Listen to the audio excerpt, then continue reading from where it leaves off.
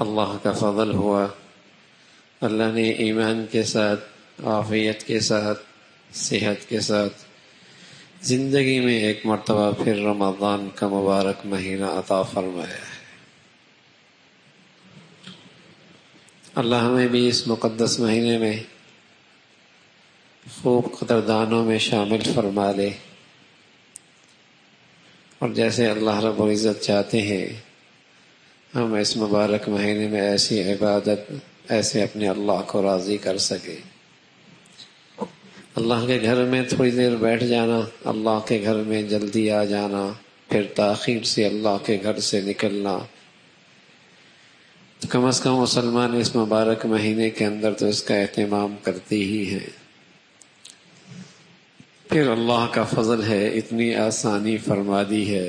اتنی سہولت، فراوانی، خوشحالی، سکون، اتنی نعمتیں اللہ کی، تو اللہ کا شکر ہو کہ اللہ رب العزت نے یہ دولت عطا فرمائی ہے۔ الحمدللہ آج ہماری تلاوت کا آغاز پہلے پارے سے ہوا، سورہ فاتحہ جو سارے قرآن کی بنیاد، اساس ہے۔ سارے قرآن میں جو کچھ اللہ نے تذکرہ فرمایا ہے اس کا اختصار کے ساتھ خلاصہ سورہ فاتحہ میں ہے۔ اللہ کی توحید، رسالت، قیامت، ماننے والوں کی فلاح اور کامیابی کا تذکرہ اور نہ ماننے والوں کی ناکامی اور ذلت کا تذکرہ ہے۔ سارے قرآن میں تقریباً یہی 5 چیزوں کا تذکرہ بقدر تفصیل کے ساتھ ہے۔ پھر سورہ فاتحہ کا خلاصہ بسم اللہ میں، اور بسم اللہ کا خلاصہ لفظ با میں، با کے میں نے آتے ہیں ملانا، تو سارے قرآن کا مقصد ہے، قرآن کا مقصد ہے لوگوں کو اللہ سے ملانا، لوگوں کو اللہ سے ملانا۔ مشہور مفسر گزرے ہیں احمد علی لاہوری رحمۃ اللہ علیہ فرمایا کرتے تھے، کوئی مجھ سے قرآن کا خلاصہ پوچھنا چاہے اور میں اسٹیشن پہ ایک پاؤں میرا گاڑی میں ایک اسٹاپ پر ہو اور مجھ سے کہے خلاصہ قرآن کا بتاؤ، تو میں اسے بتا سکتا ہوں گاڑی چلنے سے پہلے کہ قرآن کا خلاصہ ہے اللہ کو عبادت سے راضی کرو، رسول کو اطاعت سے راضی کرو، اور اللہ کی مخلوق کو اس کی خدمت سے راضی کرو۔ سارا قرآن یہ ہے، اللہ کی عبادت، رسول اللہ کی اطاعت اور اللہ کے بندوں کی خدمت، یہی سارا قرآن کا خلاصہ ہے۔ پھر سورہ بقرہ ہے۔ بقرہ چونکہ ایک واقعہ اس میں مذکور ہے جس میں گائے کا تذکرہ ہے، تو اسی نسبت سے سورت کا نام بقرہ ہے۔ انسان 3 مختلف حصوں میں تقسیم ہے، کچھ اہل ایمان، کوئی کفر کی زندگی اختیار کرنے والے، کچھ منافق۔ ایمان والوں کی چند بنیادی امتیازی خوبیاں ہیں۔ ایمان والا بن دیکھے غیب پر ایمان رکھتا ہے، قبر نہیں دیکھی، حشر نہیں دیکھا، جنت نہیں دیکھی، جہنم نہیں دیکھی، فرشتے نہیں دیکھے، اللہ نہ دیکھا، لیکن ایمان رکھتا ہے، یقین رکھتا ہے۔ یہ ایک خوبی ہے ایمان والوں کی بنیادی۔ دوسری ہے نماز کا اہتمام کرتے ہیں، اور تیسری ہے زکوٰۃ کو ادا کرتے ہیں، اور چوتھا یہ ہے کہ وہ تمام آسمانی کتابوں پر جو وقت کے نبیوں پر آئیں ان سب پر ایمان لاتے ہیں، اور پانچواں یہ ہے کہ وہ آخرت پہ یقین رکھتے ہیں۔ یہ بنیادی ایمان والوں کی خوبیاں ہیں۔ اور پھر اللہ نے فرمایا ایسے لوگ کامیاب ہیں۔ کفار کا تذکرہ 2 آیتوں میں اور منافقین کا تذکرہ کئی ساری آیتوں میں، کہ منافق جھوٹا ہوتا ہے، عہد شکنی کرتا ہے، مکر و فریب کرتا ہے، خائن ہوا کرتا ہے، اور اہل دین کا مذاق کرتا ہے، اپنے آپ کو نادان ہونے کے باوجود عقل مند سمجھتا ہے، اور اہل دین کو باوجود ہے کہ وہ صاحب بصیرت ہوتے ہیں یہ انہیں نادانی کا طعنہ دیتا ہے۔ یہ منافق کی علامات ہیں۔ ان منافقین کی علامات کا تذکرہ کر کے ایمان والوں کو خبردار کیا کہ تم اپنے دامن کو ان گندگیوں سے صاف رکھنا، ان گندگیوں سے اپنے آپ کو دور رکھنا۔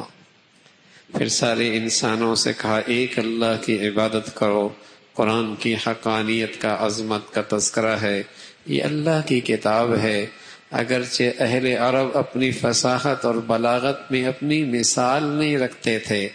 لیکن قرآن انہیں چیلنج کرتا ہے، لاؤ تو صحیح کوئی ایسا، کوئی ایک صورت ہی لے آؤ۔ وہ لمحوں میں اشعار بنا لیا کرتے تھے، سینکڑوں اشعار پیش کر دیا کرتے تھے۔ اپنے مقابل ساری دنیا کو وہ عجم گنگا کہا کرتے تھے۔ انہیں اپنی فصاحت اور بلاغت پر ایسا ناز تھا۔ قرآن نے کہا لاؤ قرآن جیسا کچھ، اگر تم سچے ہو کہ قرآن اللہ کی کتاب کوئی نہیں۔ تو فرمایا یہ کبھی نہیں لا سکتے۔ پھر اللہ رب العزت نے فرمایا قرآن میں جو مثالیں ہیں وہ اللہ کا حکیمانہ نظام کے تحت ہیں، جیسی چیز ہے اللہ نے اس میں ویسی مثالیں بیان کی ہیں۔ پھر اللہ نے جو اس انسان کو بلند مرتبہ عطا فرمایا تھا، اپنی خلافت کا تاج اس کے سر پہ رکھا تھا اور اپنا خاص علم سے اسے نوازا تھا اور مسجود ملائکہ بنایا تھا، شیطان نے سرکشی کی، انکار کیا، راندہ درگاہ ہوا، اللہ کی رحمت سے دور ہوا، اس کی مذمت فرمائی۔ پھر بنی اسرائیل کی عہد شکنی اور بے وفائی کا تذکرہ ہے کہ اللہ نے ان پر انگنت نعمتوں سے نوازا اور کئی انسانیت کے کئی طبقات سے انہیں فضیلت بخشی، اور اللہ رب العزت نے ان کے لیے چشمے بہا دیے، اور دھوپ کے اور جسے کہیں کہ صحرا میں اللہ نے ان کے لیے بادلوں کی شکل میں سایہ بنا دیا، پتھروں سے اللہ نے ان کے لیے چشمے جاری کر دیے، ان کی آنکھوں کے سامنے ان کے دشمن کو ہلاک کر دیا۔ یہ ساری چیزیں انہوں نے اپنی آنکھوں سے دیکھی، لیکن اللہ کی نعمتوں کی ناشکری کرنے میں وہ بڑھتے ہی چلے گئے، بڑے احسان فراموش بنے، بڑے احسان فراموش بنے۔ پھر ایک واقعہ کا تذکرہ ہے، بنی اسرائیل میں ایک بھتیجے نے اپنے چچا کا مال ہتھیانے کے لیے اسے قتل کر ڈالا اور راتوں رات اس کی لاش اٹھا کر دوسرے کے دروازے پہ ڈال دی اور اس پر قتل کی تہمت بھی لگا دی۔ قریب تھا کہ دونوں خاندانیں تلواریں نیام سے نکال کر باہمی جنگ و جدال کرنے پہ آمادہ ہو جائیں۔ اللہ نے موسیٰ علیہ السلام کو وحی بھیجی کہ قاتل وہ نہیں جسے کہا جا رہا، قاتل کوئی اور ہے۔ یہی گائیں ذبح کرو اور اسے ذبح کرنے کے بعد اس کا ٹکڑا جو ہے اس کو لگاؤ، اور اس ٹکڑے سے اس سے تمہیں پتہ چل جائے گا کہ اللہ پھر اس گائیں کو ذبح کرو، فذبحوها وما كادوا يفعلون، تو اس کو ذبح کیا، اور تو اللہ رب العزت نے اس کے ذریعے بتلا دیا کہ قاتل جب مقتول پہ وہ ذبح کی ہوئی گائے کا ٹکڑا لگایا تو مقتول زندہ ہوا، اس نے اپنے قاتل کی نشاندہی کر دی کہ میرا قاتل یہ ہے۔ ایک طرف تو اللہ رب العزت نے اس غیر معمولی انداز میں دنیا کو دکھایا کہ وہ کس طریقے سے مردوں کو زندہ کر سکتا ہے، یہ عقیدے کے سبق بھی دے دیا۔ دوسرا وہاں بنی اسرائیل چونکہ مصریوں کے ساتھ ایک عرصے تک رہتے رہے، ان کے دلوں میں گائیں کی عقیدت اور محبت بھی بیٹھ چکی تھی، تو ان کو ذبح کر کے اس عقیدے کی نفی بھی کی گئی، اس کا تذکرہ فرمایا۔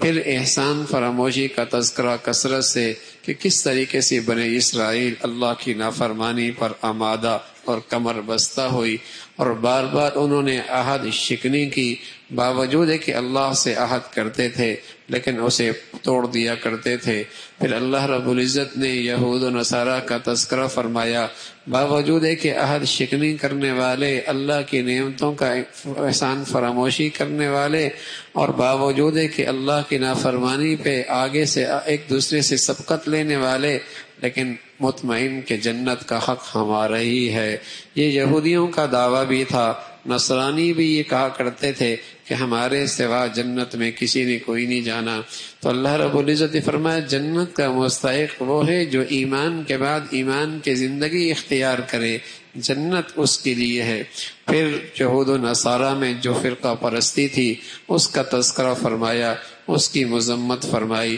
اور پھر اللہ رب العزت نے اہل ایمان کو آگاہ فرمایا کہ تمہاری دینداری ان کفار کو برداشت نہیں ہے، یہ کبھی تمہارے خیر خواہ نہیں ہو سکتے، تمہاری دینداری ان سے برداشت نہیں ہو سکتی، یہ تم سے اس وقت تک راضی نہیں ہوتے جب تک کہ تم یہودیت یا نصرانیت اختیار نہ کر لو۔ پھر اللہ رب العزت نے انسانیت میں سب سے شاندار مثال حضرت ابراہیم علیہ السلام کا تذکرہ فرمایا کہ بار بار وہ آزمائش میں گھرے، لیکن ہر گھڑی اور ہر آزمائش کے گھڑی میں انہوں نے اپنے اللہ کے امتحان کو پاس کیا۔ اللہ رب العزت نے انعام کے طور پہ ساری انسانیت کا انہیں امام بنا دیا۔ پھر انہی کی دعاؤں کا نتیجہ ہے کہ محمد الرسول اللہ اس دنیا میں آئے اور آپ کی بعثت کا مقاصد کا تذکرہ فرمایا کہ دنیا میں آپ نے لوگوں کو قرآن کے الفاظ بھی سکھائے، قرآن کے معنی اور مفہوم بھی سکھائے،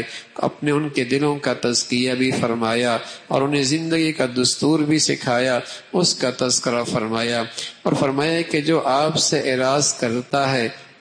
ملت ابراہیمی سے اعراض کرتا ہے، وہ حقیقت میں نافرمان اور اس کا ابراہیم علیہ السلام سے کوئی تعلق نہیں ہے۔ پھر محض اپنے آباء و اجداد سے نسبت کر لینا کافی نہیں ہے، اس لیے کہ ان کی نیکیاں ان کے ساتھ چلی گئیں اور تمہاری بدعمالیوں کا سلسلہ تمہارے ساتھ ہے، اس کا تذکرہ فرمایا۔ پھر دوسرے پارے کے آغاز میں جب محمد رسول اللہ صلی اللہ علیہ وسلم مدینہ منورہ تشریف لائے اور وہاں تقریباً 16 ماہ تک آپ بیت المقدس کی طرف رخ کر کے نماز پڑھ رہے تھے، لیکن آپ کی دلی آرزو تھی کہ حضرت ابراہیم علیہ السلام کا قبلہ بیت اللہ رہا ہے، کیا یہ اچھا ہے کہ میرا قبلہ بھی بیت اللہ ہو جائے؟ اور کبھی اسی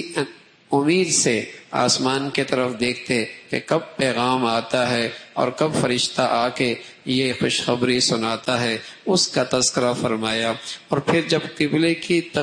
تبدیل ہوا تو پھر یہودیوں کا پروپیگنڈا کہ یہ کیا بات ہے کہ پہلے صحیح قبلہ تھا، یہ اب کا قبلہ صحیح ہے، اور جو اس قبلے سے پہلے دنیا سے جا چکے ان کی نمازوں کا کیا ہوگا؟ تو اللہ رب العزت نے اس کا جواب دیا، پہلے وہی قبلہ تھا، اللہ کا حکم اس کے ساتھ تھا، اب یہ قبلہ ہے اس لیے کہ اللہ کا حکم اس کے ساتھ ہے، اور مرنے والوں کی نمازیں اللہ نہیں ضائع کرتا، اس لیے کہ انہوں نے اللہ کے حکم کی تعمیل فرمائی ہے، اس کا تذکرہ فرمایا۔ پھر اللہ نے اہل ایمان سے فرمایا کہ مشکل کے ہر گھڑی میں صبر اور نماز سے مدد لو، اور کسی مصیبت کی گھڑی میں گر جاؤ تو یہ سمجھو کہ اس کے ذریعے اللہ تمہاری آزمائش کرتا ہے، صبر کرنے والوں کے ساتھ اللہ کی خاص مدد اور نصرت ہے، اور ہر چیز چونکہ اللہ کی طرف سے ہے اور اللہ کی طرف لوٹ کے جانے والی ہے، ایمان والا صبر کی اس امید کے ساتھ کہ اللہ وہاں اس کا بدلہ عطا فرما دیں گے، اس کا تذکرہ فرمایا۔ پھر صفا اور مروہ، زمانہ شرک میں ان پر مورتیاں رکھی جاتی تھیں، بت رکھے جاتے تھے، اہل ایمان جب صفا اور مروہ کے درمیان سعی کرتے تو انہیں خیال ان بتوں کا آتا کہیں ایسا نہ ہو کہ ان کی تعظیم ہو جائے، تو اللہ رب العزت نے فرمانے نہیں، کوئی حرج نہیں، صفا و مروہ یہ اللہ کے شعائر میں سے ہے، اس کا تذکرہ فرمایا۔ پھر اللہ کی توحید اور وحدانیت کا تذکرہ ہے کہ زمین و آسمان کی تخلیق پیدا کرنے والا اکیلا اللہ ہے، اور زمین و آسمان کے سارے نظام میں اللہ کی وحدانیت کی بہت ساری نشانیاں ہیں، اس کا تذکرہ فرمایا، اور فرمایا کہ شیطان ہے یہ تمہیں گندگی کی طرف بلاتا ہے، برائی کی تعلیم دیتا ہے، اس سے کنارہ کشی اختیار کرنا۔ اور پھر اللہ رب العزت نے اہل ایمان سے کہا کہ حرام چیزیں انسان اپنے اختیار سے نہیں کر سکتا، اللہ کی طرف سے حرام کردہ چیزیں خنزیر ہے، غیر اللہ کے نام پہ نظر ہے، اور بہنے والا خون ہے، اس کا تذکرہ فرمایا۔ اور پھر فرمایا کہ یہ بنی اسرائیل والے حق کو چھپایا کرتے تھے، اور چھپانے کے غرض دنیا کے مفادات تھے کہ دنیا کی مفادات کی خاطر حق کو چھپا دیا کرتے تھے، ان کے لیے دردناک عذاب کا تذکرہ ہے۔ اور یوں یہ پہلا سپارہ اور اس کے ایک پاؤں کی قدرے مختصر تذکرہ آ گیا۔ اللہ عمل کی توفیق نصیب فرما دے۔